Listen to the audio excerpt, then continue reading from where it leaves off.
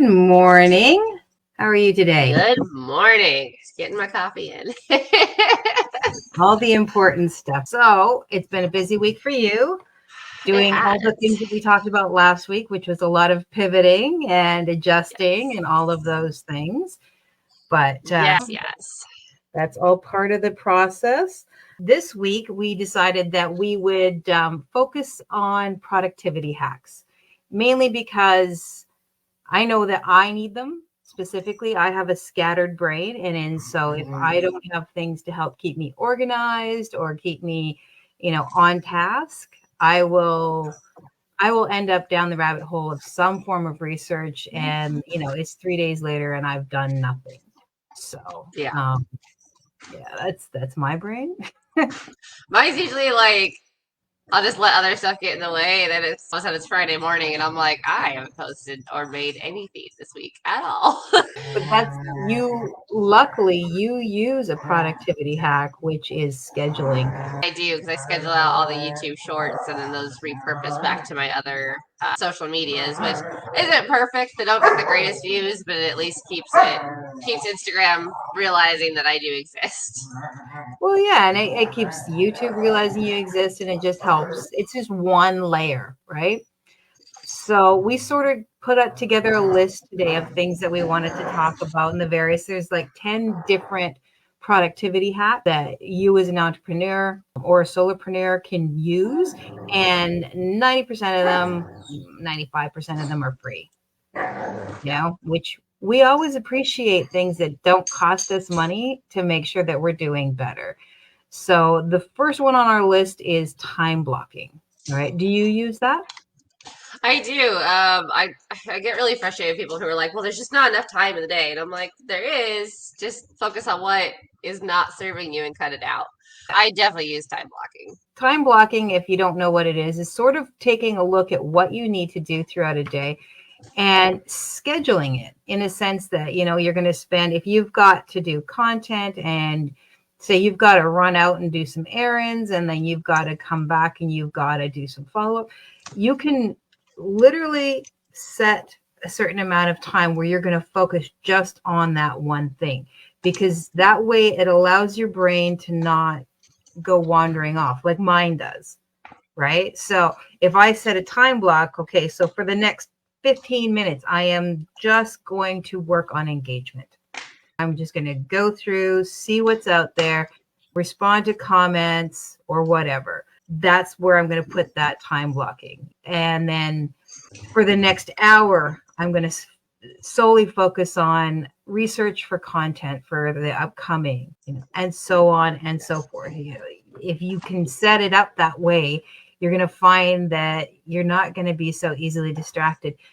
And part of time blocking is also factoring in breaks, because you're not going to work 8 hours straight or 5 hours straight or whatever. You have to factor in some time for you to take a break and just, do something different. And you can even do your time blocking where you're doing 20 minutes of work, 5-minute break, 20 minutes of work, 5-minute break, just to allow yourself that opportunity to sort of space out or do what you need to do.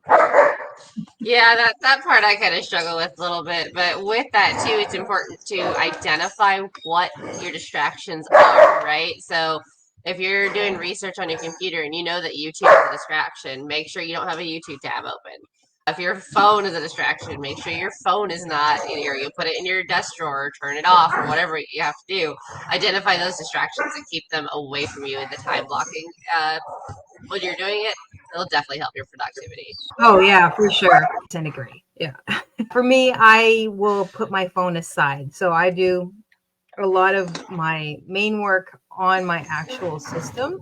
And the whole reason I do it on my system is because my phone is absolutely my opportunity to get distracted. Now, if I could use my phone in a way that wasn't distracting, then I would continue to do that. But that is not a skill set I have. So recognize your good and your not so goods. Yeah, I do most of my content creation on one of my phones, so that really mitigates a lot of that. I haven't fed them yet. I Oh, is that love what it your is? second productivity hack though, because I use this one all the time, especially in CapCut. More in CapCut than Instagram. I don't really like Instagrams. But templates. Templates are fantastic for quick video editing. Absolutely. They're templates, and templates are not just video editing either, right? I mean, you can use a template for anything. Like I set up just a simple Word template where I go and I pick a topic, and then I create a blog post, a YouTube script, a Reels story, and an IG post. And I have a template where it's got, this is where each section goes. And then I can just plug and play. I just drop them all in, and then I can pull it up every day. You know, I drop that into a spreadsheet and just have my days of the week. So it pulls up that document, and then every day I can just go and look and say, okay, this is what I'm going to be talking about. And I may or may not use the contents that's on there that day, but I can look at it and go, okay, so I have this and I have it all scheduled up for the day. And I just have that as my base template. And then I just drop everything in. I love it. And so you can use a template, and there's tons of templates out there that, you know, templates for if you're trying to create ebooks or digital products of any kind. There are tons of templates out there. Canva has a lot of them for free. Notion also has templates that you can take a look at to create your own, or there's other areas. If you want to spend a little bit of money, you can go and look on Etsy if you're looking for planners or something like that, where you need a template just to get you started instead of trying to rebuild the wheel. So yeah, they're very useful, and they're useful in whether it's crafting an email or your blogs or any of those kinds of things.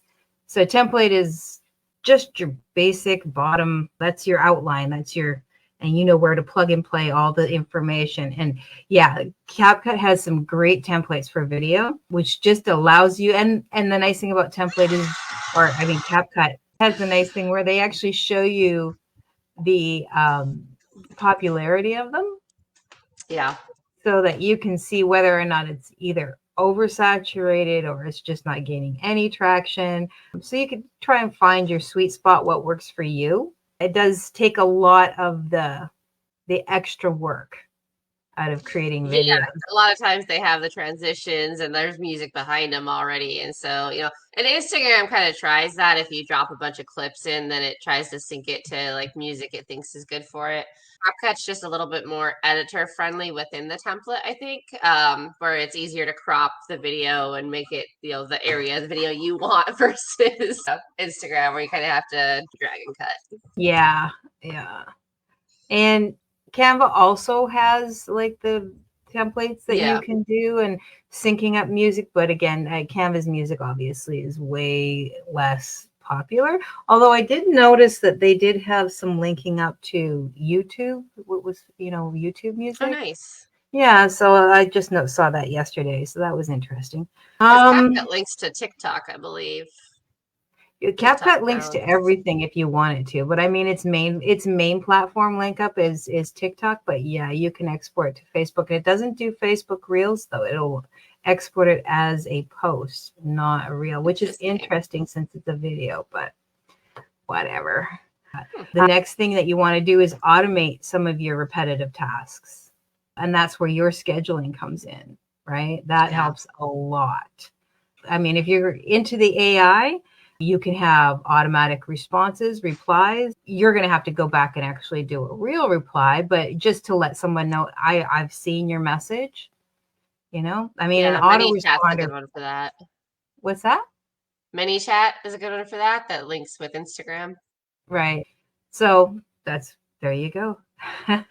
I know that like email autoresponders that is an automatic repetitive task. When you get an email in, it's a quick way to respond and say, I've received your email and I will respond shortly, or whatever, or say they're going to the wrong place, or they've downloaded something and you want an automatic response to go to them instead of having to go in and respond and reply to everything. These automations just make it simpler for you. If you're running a larger, even with System.io, when you're setting up your email campaigns, there's automations that go in place. Or if you're in high level, same thing, automations that go in place that say, if they do this, then this happens, and then this happens, and then this happens. These are ways that you're going to set it up so that you are not having to do everything all the time at the time. And because, say you do something that takes off, your landing page is slamming, or the post that you put up has got people commenting constantly and want more information, it's really hard to go back to all of them. So you can literally have automation set up where it responds with the link. If they say info, this is your response. And you can just set it up to do that really easily, which I think is really important, because you don't want to miss something just because suddenly something took off and now you've got 100 responses that say info, you've missed one, right? Yeah. We were trying to figure that out with shipping too, with the journal, the wellness program we set up. We're like, how are we going to make sure that this gets to the right thing? And so within Go High Level, we set up an automation rule to where when they buy that, when it recognizes they bought that specific product, it sends their information straight to ShipStation, and ShipStation creates the label, which was a lot easier than what I thought I was going to have to do, which I thought I was going to have to like export them from my customer dashboard into ShipStation. So there's a lot of ways that automation really makes it easier. You just have to, sometimes it's frustrating setting up the rules because you're not sure what exactly you're looking for, which I ran into a couple times, but that's when support chats and stuff like that come in handy. Absolutely. And don't let the initial setup scare you off, because the time that you put in the beginning to get that stuff set up is going to save you so much more time on the back end. Yeah. Just like with everything, you have to put in a little bit of extra effort in the beginning to see how it's going to help you in the other end. Setting up a schedule, even if you're just going to set up a schedule, you've got your schedule, it's going to take you time. It might take you a day to set up a proper schedule that's going to work with you and what you need. But once it's set up, it's in place, it's done. Same with your templates. Once you set it up, it's in place, it's done. So don't let the fear of learning a new tech or trying to get something set up and the amount of time and effort that it's going to take, don't worry about that. Just recognize that that's a step to get you where you want to go, which is having more time to do other things in your business, or have more time just in your life.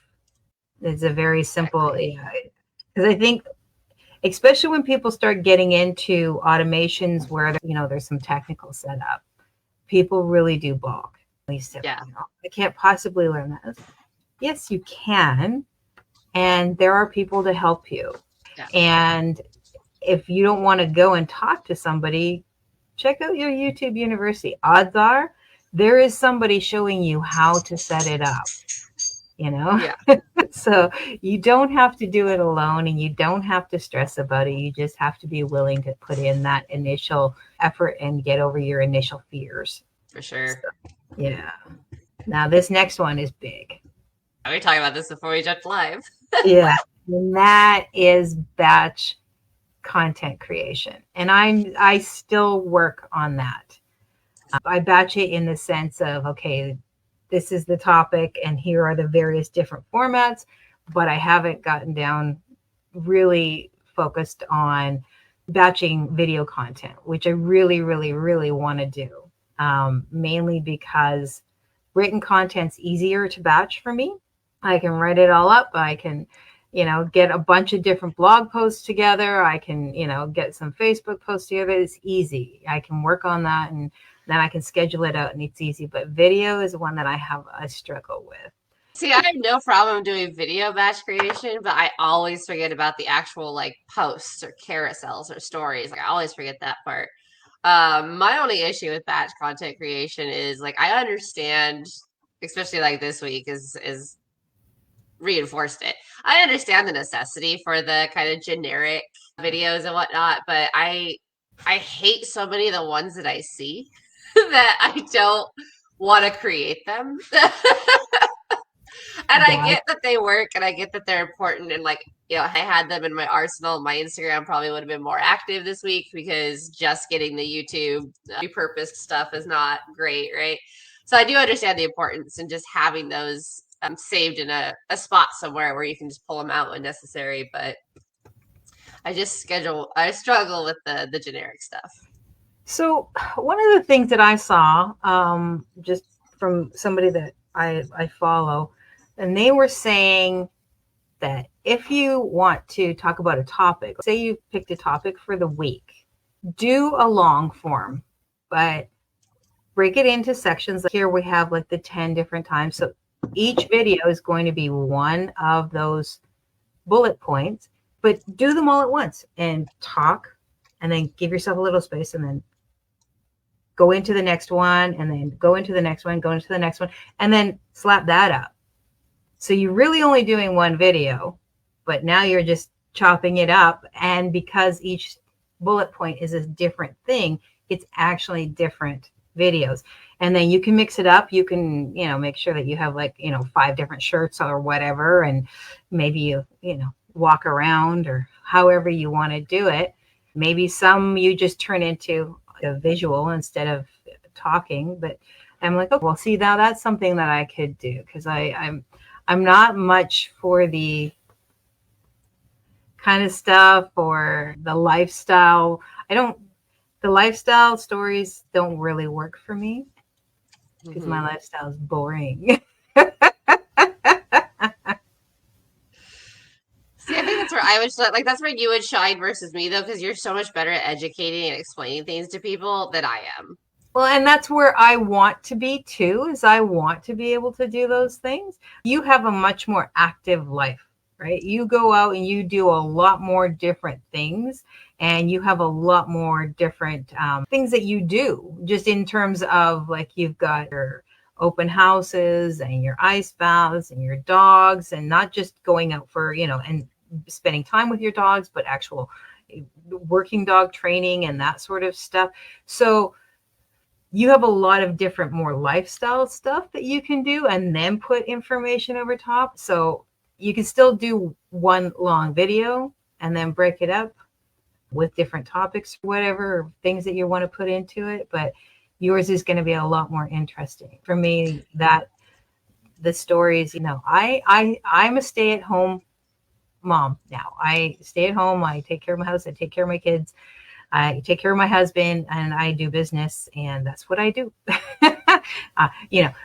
Years ago, my life was very eclectic, but we've moved past that now. So in here it's very eclectic, but outside, no, not so much.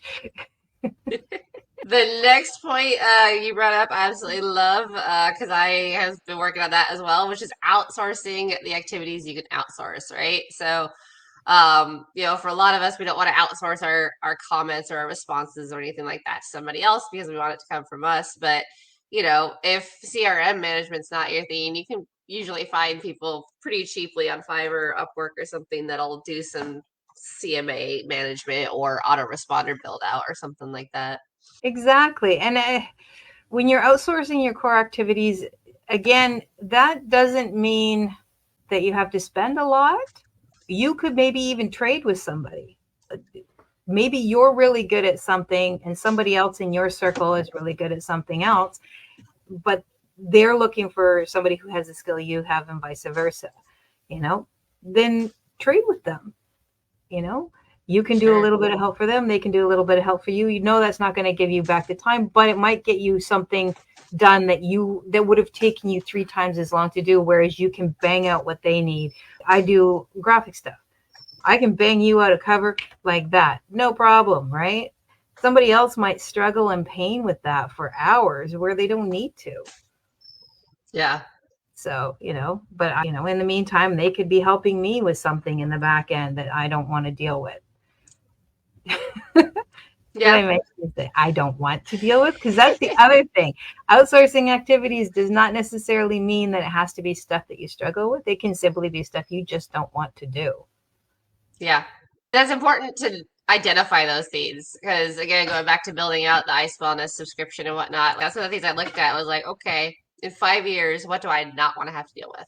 And that I started outsourcing that, or at least reaching out to people to outsource that right away. Because I was like, if I can get people on board to take care of this now, then in a year when this explodes and we've got, 5,000 subscribers, it's okay. All my stuff's already in place. And it's the same Exactly. thing as doing the initial setup, right? Like you want your initial setup in place. For me, outsourcing to these people before we even explode was part of the setup, is getting them in place so that when it's ready, they're ready. You looked at the people who were around you and who could help you, who weren't going to cost you an arm and a leg right off the bat too. Because so sometimes people who are friends in your social circle might be willing to, provide you help, or especially for if they're one-off tasks and things like that. It's okay to utilize your social circle as long as you're not abusing your social circle. Yeah. Yes. You're utilizing their skills, but you got to be respectful of them and their time. And if you're going to continue using them that way, then you're going to have to be willing to remunerate them in some way. Yeah. Talk to them and figure it out. But yeah, there's definitely out there like Fiverr and Upwork where you can go and see if you can outsource some of those tasks without breaking your bank, right? Yeah. Prioritizing your to-do list. Triage, folks. It's triage. Right. I actually love this one because when I was in warehousing, one of the things that I always taught my managers was you have to identify what's important and what's imperative and understand the difference between the two so you know when to act and when not to. This is kind of along the same line. Exactly. So explain that. You started it. Oh, fair enough. So you can have two tasks that are very important, right? But important doesn't necessarily mean it needs to be done right now. It just needs to be done. Whereas, so let's say two tasks are setting up ShipStation for, a physical product that you're about to launch and setting up your ads. Both are important. But if you launch your ads without having your shipping set up, you're cruising for a bruising, essentially. Like you're gonna hurt your business, right? Yeah. So it's more imperative that you get the shipping set up than it is to get the ads scheduled or drafted or running or whatever it might be. So you have to really look and go, all right, does this absolutely need done before the rest of this? And if so, then yes, that becomes important and imperative. But then you can go down and figure out, okay, well, if I don't get this done right now, it's not as big a deal. It's important that I get it done. I still need to block out time to get it done.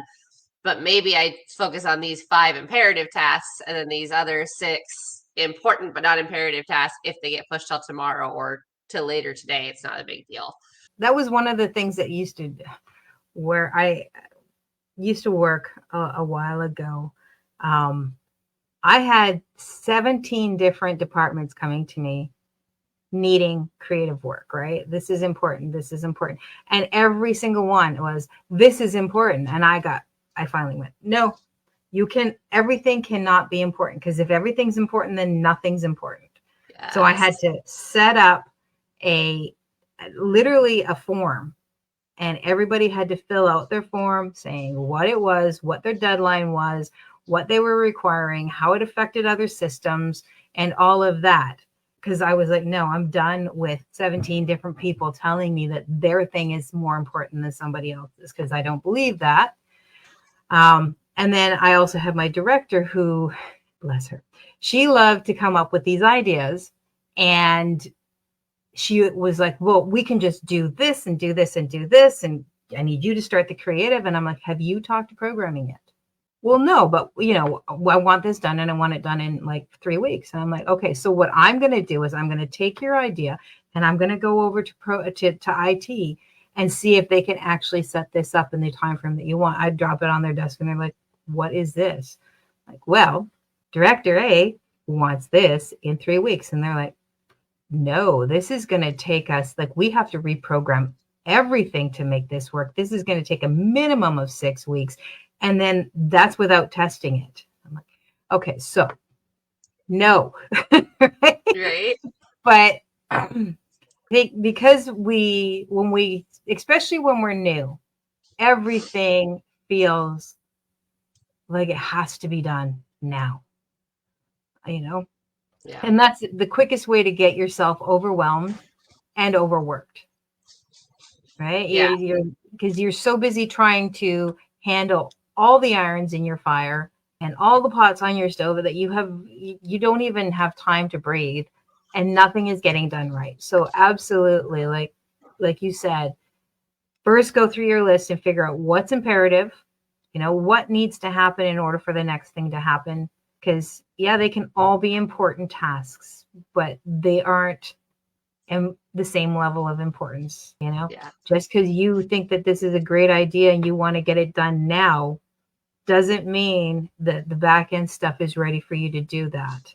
And sometimes it's the stuff that is the back end, like you've got to get your system set up, or you've got to get, you've got to get the research, or you've got to go and get your images if it's content, and you've got to build around that. So it just depends on what it is. But yeah, take that time, do triage, take a look at it, figure out what's most important and what's necessary. Especially if you're the kind of person that hyper focuses. So I had an area manager that we moved from returns to inbound, and like he would hyper focus on, well, I want to know why this package yesterday did this. And I was like, cool.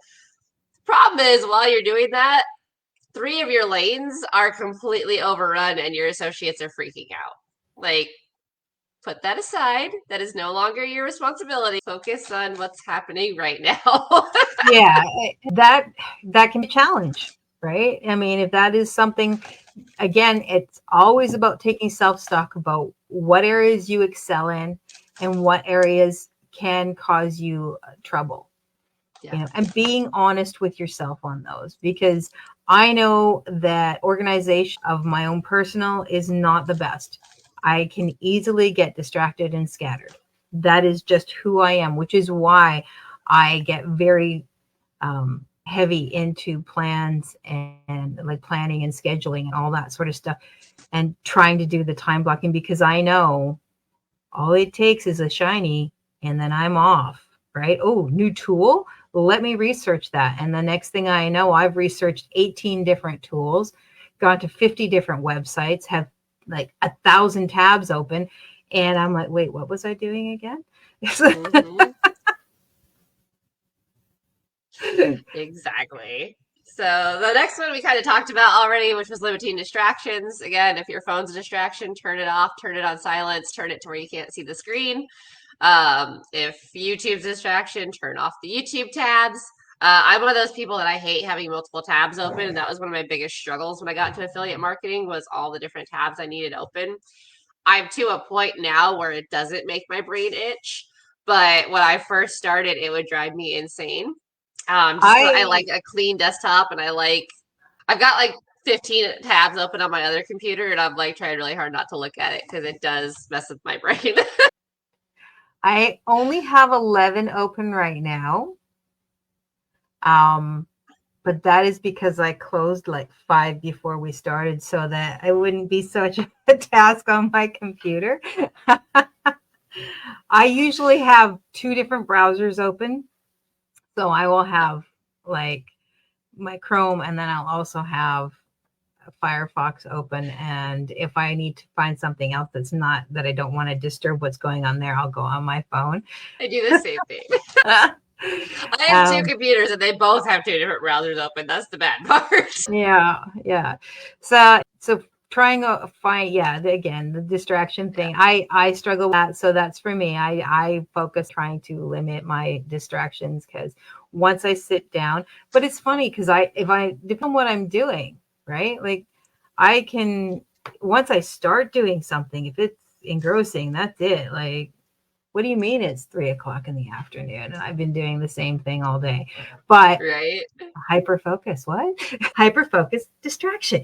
One thing I will do if I know it's gonna be bad is I'll because you can take the tabs off and make it its own separate window. I'll do that so that I can't see all the other tabs. If I don't need to be switching between them. If it's just one thing I need to focus on, I'll just pull that tab out into its own window, and then when I'm done, I'll drop it back into with the rest of them. It's funny. I use it for a completely different reason, but the same concept. It's like I want to be able to see this one thing constantly. So I will pull it out and create it, have it be its own thing. And then I'll minimize my browser. So that's permanently open and everything else is all tabs. Nice. I Love mean, it. same end result, but different reasons for. So the next one is project management tools, staying organized with project management. And this goes back to templates. So this is schedulers and organizers and things like that. And whether it's a physical organizer where you literally have a file, filing cabinet, or one of those file boxes where everything's got its own folder, or if it's on your computer, however that's going to work for you to be able to stay on track and also monitor your progress. Right? Yeah. Whether it's a checklist, however that's going to work for you, because I mean, no one's expecting you to be a full-time project manager. But just think about it if you were trying to organize a wedding or a birthday party or, the office Christmas party or whatever, and all the things that you'd have to take, how would you keep track of that? And your business is the same. How are you going to keep track of what you're doing, what needs to be done, what has been done, and how well it's going? Yep. That's and give yourself deadlines. Oh, absolutely. Deadline driven in this world. 100% deadline driven. If I don't have a deadline, it's probably not going to happen. And that's nothing personal to anybody else. I want to do it, but if I don't have a deadline that says it needs to be done by this time, that drops so low on my priority list that I forget that it exists. Yep. So, yeah. We get it with a finish line. Yeah, and some people don't like the finish line, right? Because that's a thing. But for me, I don't have the deadline. Yeah, productivity drops immensely. Yeah, it's easier to make excuses when you don't have your deadline. Oh yeah, I'll get to it tomorrow, or I still have time, and yada yada yada yada. I was the kid that we used to have to hand in our notebooks at the end of every semester or term or whatever it was, and with all the questions that were answered, for the homework assignments. I mean, just the questions, right? And all the answers. And we'd have to hand in our notebook to show that we actually did the work. So what I was doing the week before we had to hand that in was going through and doing all the work. Right. Now I have a deadline. Yep. We didn't need to see it before. I didn't need to do it before. Makes total sense. The next one I love, I think it's a piece a lot of people miss, and that's continuous learning, right? So it takes a long time to be a master or an expert at something. And especially with, marketing, a lot of marketing is researching because people change, social norms change, and what works changes. And so it's so important that you don't just go, all right, well, I took this one course on this. I know exactly what I'm doing, and that's it. And I'm not taking any other advice. Like, it's so important to continue researching, continue learning new tricks of the trade and stuff like that to keep you on your A game and keep things moving forward. Also, your continuous learning can be simultaneous learning as well. So maybe you're learning, you've taken a course, or you're in a program where you're learning a lot of valuable information and you're utilizing it, but there's something that's not there, something that might be missing, or something that you need explained in a different way. So do your research and see if there's somebody else that can help you with that. Like right now, I am in PBAA like you because I love it. And I think that, we get a wealth of information and support. But I'm also working with Claire in her reborn because I really wanted to get some focus on trying to draw people to me specifically so that I wasn't in cold DMs. And living the DM life and adding 1,000 friends and that sort of stuff, because that is something that I'm adamantly not interested in. And so I'm learning other strategies that complement what I'm already learning with Brian. And it's not that stuff isn't being taught. It's just she has a different way of giving the information that works better for my brain. Yeah. Right. So just continuous learning. And then again, like I said, with the automation, don't be afraid to go and dig up some information. The being able to find a lot of the stuff that you need, you can figure it out, get your education. And yeah, just because you've completed something doesn't mean you can't go on and learn something else. Every person who has succeeded, the top coaches, they continuously learn. They take other courses, they take additional information, they have their own mentors that they work with, because you're never too far up the ladder to have somebody who's further up that can help you and educate you some more. And that doesn't matter what business you're in. And it doesn't matter what stage of life you're in. You're not looking for, that's the other thing. When you're looking at your education, you're looking to find people who are a few steps ahead of you, but not like, if you wanted to be a speaker and you're just starting out, you're not going to try and jump all the way to Tony Robbins, right? Because you're not there. He's got so many things that he's done and so many things he's learned and practiced and put into place that you're not there yet. So find somebody who's a little closer to where you are, get that knowledge, because they're going to be able to provide it to you about where you are and how to take those first steps. And then when you're ready to step up your education and go to a next level, and find somebody who's a few steps ahead of you again, and so on and so forth. And you just keep going, and eventually you'll reach that place that you want to be. But don't be afraid to invest in your learning, because it's the one thing that's always going to pay you back in the long run. Yeah. Yep, same reason that, with real estate, like, you get your initial license and then you have to take continuing education courses. And it's the same for massage, it's the same for estheticianry, it's the same for dentistry, lenders, dentistry, all of it, right? Yeah. And part of it's just to keep you updated on like the law changes and whatnot, which is super important within those fields. But part of it's, a lot of it's refresher too. So like for me, I don't do a lot of land contracts. So if there's a CE on land contracts, like I'll probably, take it, because I haven't done a bunch of them. So I don't really understand the land contract the same way I understand a residential purchase contract. That fall into affiliate marketing too. Like, you might really understand how to build out an email sequence, but maybe landing pages is where you're weak. If a landing page webinar or something pops up, like, that might be worth looking into. Absolutely. Or say you've been doing physical products and you want to move over to digital products, or you've been, or you've just been doing courses, or you've just been doing low ticket. Now you want to learn some more about high ticket and get some opportunities to be able to promote that. Again, there's just never stop learning, right? And that doesn't matter what age you are. A lot of people, you can't teach an old dog new tricks. And I'm going to tell you, that's just a load of bullshit. You can learn anything you want to learn. I mean, for people who are my age, I look at it and go, you've been learning your entire life. You've had to learn new things constantly. So absolutely, you can learn something new. And it doesn't have to be harder for you just because you're older. I mean, just look at what you've done so far and realize that you were constantly learning and capable of growing. So, just don't close your mind. That's all that it requires, is don't close your mind. I can attest to that, because my significant other is 10 years older than I am, and he embraced technology long before I did. So he's significantly better at a lot of computer stuff than I am, because I just didn't like computers or technology for a long time. Like, I very much like, just put me back in the Western era. Like, give me my horse and my revolver and just let me do my thing. Like, that's very much who I am at the core. Whereas he's like, no, AI, we need to do this. And I'm like, I am that person. My sister and I, we're only like a year and a couple of months apart. And she only very, very, very recently got a cell phone, simply because she had to, in order to monitor the cameras around my dad's place, because people were breaking into it after he passed away. And so that's why she has a cell phone, not because she wanted one. Right? She's an artist and she works with physical medium. She does do work on her computer, but it's specifically for art and to run her shops that sell her artwork.